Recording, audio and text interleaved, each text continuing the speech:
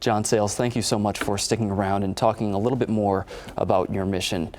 We mentioned a statistic before that the Vermont Food Bank assists 34,000 children.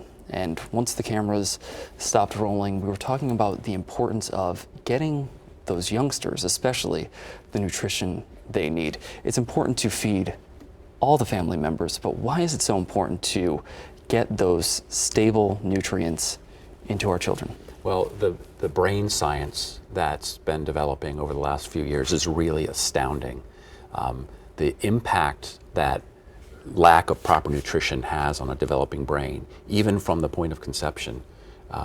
We know that there can be actually physical changes that take place in a brain that's not getting proper nutrition, and that those changes last throughout the lifetime. So it's not just about a child being hungry on Monday morning at school and being disruptive in class. There are actual brain changes taking place that are going to affect that child's life throughout their life, and their health also. We know that improper nutrition at youth can lead to chronic diseases like diabetes and heart disease later in life.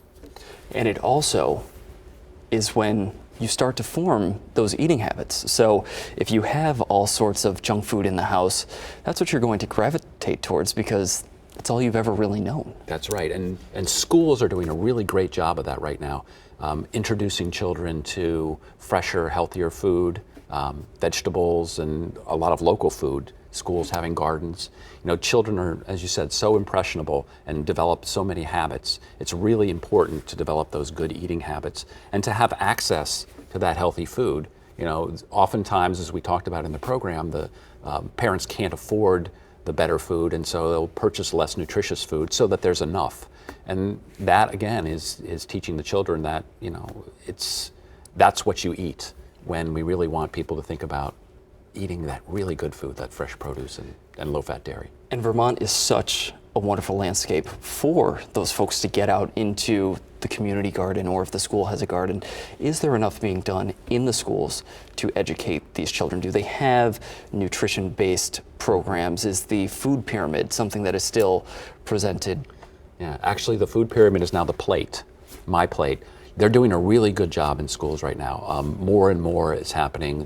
The Burlington school food system just got a grant, I think about a $500,000 grant to do farm to school. So to bring even more fresh produce in and from local farms and do even more education with the kids.